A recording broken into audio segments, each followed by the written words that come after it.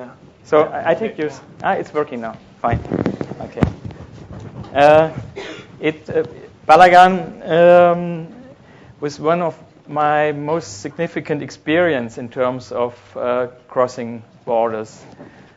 I heard it's a long time ago, in 1993, I heard about a theater group in Israel. And it's not just a theater group. When you look closer to its members, one is an Israeli Arab or Palestinian, whatever you like. One is Israeli, but a survivor, a daughter of a survivor from a concentration camp. And her colleague, Moni Youssef, is a believer, Orthodox believer. So we have 3 people who come together and make a play. And it was not just a normal play. It's something you will see fragments from the stage in Akko. It's like a process of escape. You can say escape from a deep shadow. For Madi, the female actress, it was her try to go beyond. She calls it the oxygen or the lack of oxygen in her childhood.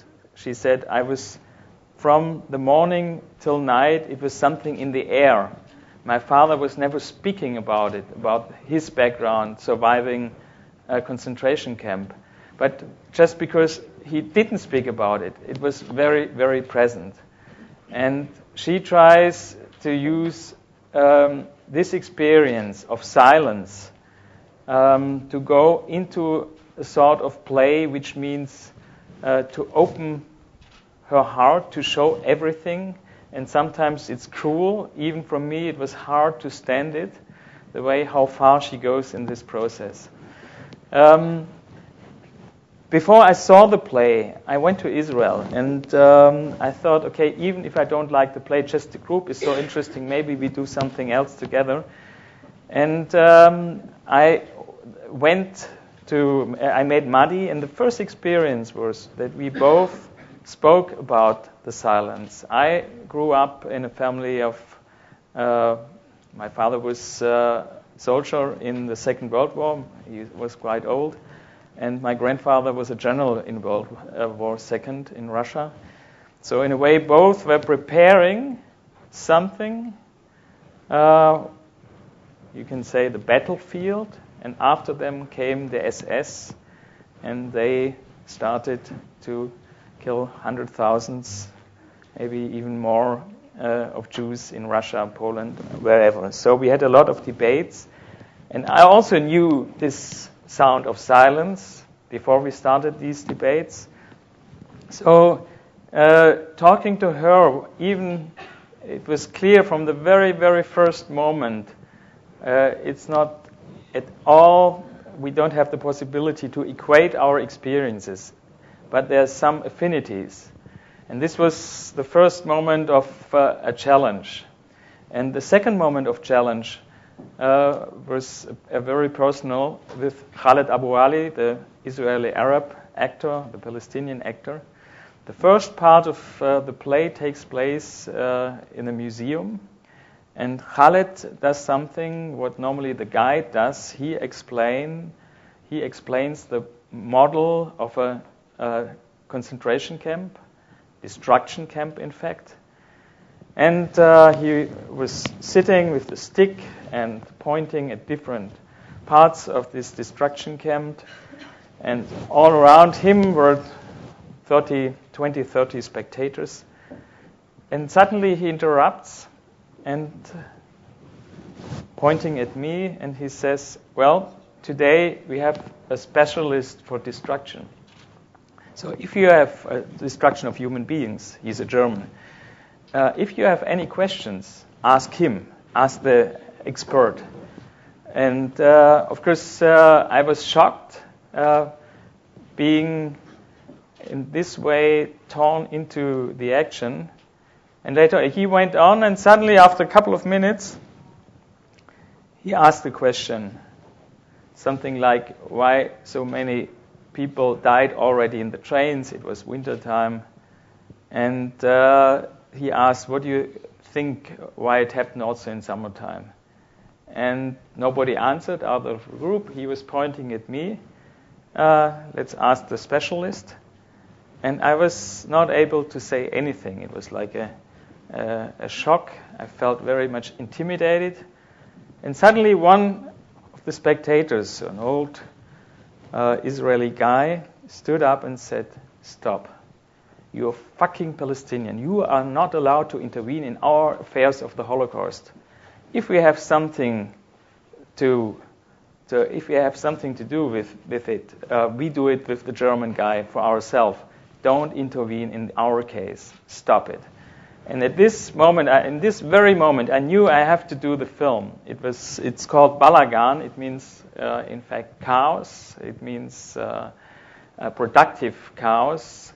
And I went to Israel for a long research work. I was there for more than 4 weeks before we started shooting.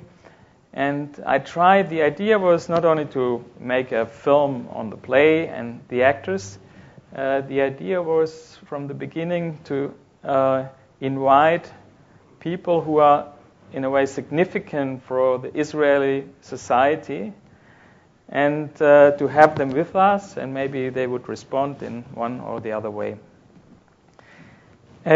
From the beginning, I wanted to invite, of course, also survivors, and to have a dialogue. The interesting moment was from when I told the actors and the director about the idea. They said, "This is a typical German reaction. Your poor guilt complex. You want to get a little bit relief by inviting the survivors." We in Israel, from the first moment when we grew up, we are fed up because we are somehow dominated by it. Please leave them out. And we had a fight because I told them, for me, it's necessary. It's a question of generation. You are the second generation. We are about to have the third generation of the grandchildren already of the survivors. So I want to go back to the origin. I want to have people with us who will respond to something. You, Madi, as a second generation survivor, what you do, this kind of, as we can call it, escape or whatever it is, some sort of fight with the black shadow or the lack of oxygen, as she calls it. And in the very end, and this is the point where we will jump into the movie, in the very end, I said, okay, you have your play, I have my film, I will decide who will be in the film. If I want to invite somebody, I will invite him or she. And so the first scene, we are jumping now in the middle of the film. It's a pity. I would really like to show you the whole film. We don't have so much time, so be patient. It's not so easy to find the path through it, but we will jump into the scene of Madi, the female actress, the daughter of the survivor, in a scene where you can see how she tries to express herself, escaping what I call from the shadow. And then you will see Khaled Abu Ali, the Palestinian actor, and he is in a dialogue with somebody who survived the camp. Before, what we don't see, and that's something I have to mention, Madi, the female, the daughter, has the number. She has a tattoo, a number on her arm, like her father. And of course, she knows it's somehow blasphemic to put it like she is not a survivor, but she did it. And the female spectator, she reacts on that tattoo. And that's something we will see. We'll go on for something like 25 minutes. Something I have to prepare also, another scene. Khaled lives in the Israeli, as a Palestinian in the Israeli part, not in the territories. But sometimes he goes to his friends in Jenin. And in the last chapter of the film, you see him on his journey. I have to tell it because otherwise you are confused. Visiting his friends, and he will tell his friends that he worked with an Israeli theater group the first time. and all the questions of collaboration, threats, etc. will come up. So he's crossing the border, I was crossing the border. In terms of cultural bridges, we will start now our journey.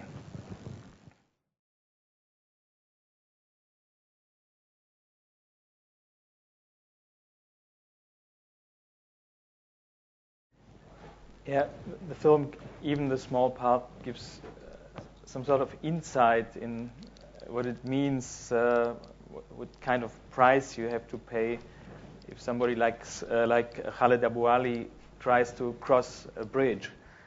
In fact, it's always also a question of responsibility. Making a documentary in this field, it's like an open heart surgery. Of course, shooting this scene with Khaled and his friends, the question came up. So I was the director. I have the responsibility because he went with me, and I filmed the scene where he is considered to be a collaborator. And what does it mean for him? So the next day we went to his friends and we tried to keep the emotions down. And but actually he never went back to Jenin after we shot this film for, I think, maybe the last 2 years. I haven't heard from him since 2009, but up till 2009 he never went back. But he was convinced it was something like his own necessity to be some sort of cultural diplomat, to cross the border and to tell his friends about his experience, that beyond all their experience, something else is possible. There's a slight hope by doing a play. By doing a play, you saw parts of it. It's really some kind of exorcism, in fact, by just going very deep into the roots of his and her own experience, by expressing it, finding some sort of escape. Not a real solution, but the first step. And so that's the way how I consider the film is a cultural diagnosis. Where are we? What are our roots? What are our engines to go on like we do? Is it a real necessity, or can we maybe find beyond all stereotypes and fixed patterns alternatives?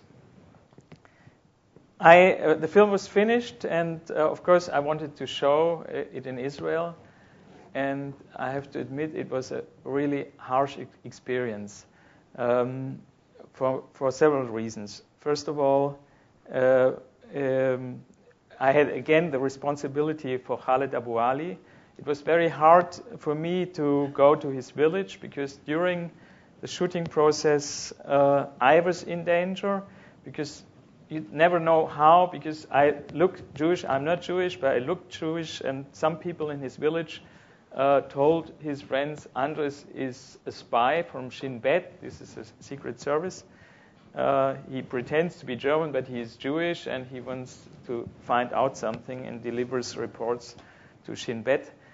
And Khaled told me, don't come to my village, so we had to meet elsewhere. And the question was, what will happen to him? Second question. And third question, how will the Israeli audience react on this film? And there was really a fury. Why? I had a screening in the Jerusalem Film Festival, and people got upset. First of all, towards me. They told me, you are a German director and you are not allowed to intervene in this inner or interior affairs of Israel. So take care about your German past, that's good and fine, but why are you here? Other people said, of course, he has another view on our problems, and it's, of course, connected with his own perspective. So it was a debate, and it went very personal. In fact, some people stood up and said, where's this fucking German director? We have to beat him up. They really went aggressive. And the second provocation was muddy. You saw her in the film when she said things like, "I don't give a fucking shit on the 6 millions." I always said you have to look into her history. She tries what I call exorcism. She tries to escape from a shadow, from a pain, and she uses this very extreme form of art to escape. And on her way doing the play, she lost weight. She had only, it was really dangerous. Why? She wanted to identify with the survivors in the camps who had only 35 kilograms. She had 39, so it was at the edge of really to start. She had to go to the hospital. And because it was so dangerous, because it was so close to her own experience, because she went so far, she had to escape, and that's the relation why she says, "I don't give a fucking shit on the 6 millions." Of course, she gives a lot on the 6 millions. It's the theme of her life, and she wants somehow to get out of this shadow. Another problem which came up showing the film, we had very few Palestinian spectators. And the interesting point was the nakedness. They said, okay, he can go to the Israeli side and make the theater play, but this is a religious taboo. Why is he naked? And Khalid tried to explain why there's a necessity. You see him in the scene, last 5 minutes, standing on the table. An Israeli spectator, he's naked, is beating him with a stick. You don't know the background because it's the first part of the film. In the beginning, he's explaining the table. It's part of the Treblinka model. And people, Jews, were tortured on this table. And of course, it's a provocation. He's naked, he's standing on the same table, and he's inviting Israeli spectators, passing the stick to them and say, okay, do what you want. And it's, first of all, it's fun. You see they are smiling, but suddenly it turns to find in this fun and some sort of game, improvisation, you find a true core of humiliation, and Khalid, I saw him after the play, he was totally depressed and said, I offer it to them and I always hope they don't do it. But they love to do it. I'm for them just the object. And he provokes it and he is suffering. And that's why he has to be naked. And but this is something you can't transfer to his Arab friends, of course, because it's a religious taboo and they hated him for that. Even in Germany, we had the theater group came to Berlin, and we traveled all over Germany. He was threatened because of that. We had sometimes asked for protection, guards, to let the show run. So the question is how we can build bridges, cultural bridges. And I think it's a long way. Maybe sometimes, in this case, it took 5 years. I showed it. I came back to Israel and I showed it again 5 years later. And it was a little bit more possible. I could go back to the village. I was no longer the spy for them because they saw there were no consequences. Nobody was arrested because of me. So I was invited, and they were somehow ashamed what they said to me. And this was the first step. So I think the first thing is patience, and the second thing is try again and again to create empathy. And what Khalid does is, for me, extremely courageous, to see the other side, to go. And he tells in the film, I never dealt with the Holocaust. The only thing what the teacher said, why only 6 million? Why not all? That was the way how he dealt with the Shoah, with the Holocaust. And going into the play, and of course the Israeli actors were upset. Why did you never deal with it? And in the beginning, he told me, he was very frankly, straightforward. He said he continued to tell the same things what he learned in school from his Arab teacher. And of course, Moni was upset, and he wanted to throw him out. And then he went to Yad Vashem. It's in Jerusalem, one of the main museums on the Holocaust. And he went there, and he stayed 1, 2, 3, 4 days. And the reason, when he explains the model of Treblinka, it was his own wish, because suddenly he started to identify. He started to identify with the Jewish perspective. And that was for him very threatening, because suddenly his own identity was somehow lost. He went back to his village, and suddenly he didn't know, where do I belong to? That was one of the reasons you see him all the time in the car. He's not at home in his village, but he's also not at home in the theater group, not really. And the last image of the film, I think it's, for me, like a metaphor. He's in the arms, like Jesus, in the arms of Maria. But Madi has this vampire teeth, and she's not biting him yet, but it's not a peaceful image. And we all know he's threatened going back to Jenin. He's not really, he doesn't feel comfortable being at home because the friends and families, somehow it's spread. He's naked, he does strange things. So he is, for me, he's some sort of ambassador of crossing bridges, but being threatened, but he goes on. And I think in this sense, he is a very strong symbol. And today the film is quite old. It's from 1996, but he still is. The theater group still exists. Sometimes it was very, very hard for them to go on, because the government didn't pay for them, and so they had to raise money just from the spectators, from the performances, and it was very hard to survive. So he went back in his village, and he was he organized a football crew team in his village. So he did other things, but still he believes, with all the problems on the way, in his message. And I think talking about the part of me being a film director, of course, I'm looking for protagonists like him, who are strong, who are courageous. I'm looking for protagonists also like Madi, who are like a root going very deep in their own soil and breaking taboos. Not just to break taboos, but to find an escape, to find ways to express herself and give other people a chance to understand the heritage of this maybe most traumatic experience in the last century, showing how it is transferred from one generation to the other. And it's in Germany we had this debate, Schlussstrichdebatte. It comes up every 5 years. Some say now it's enough.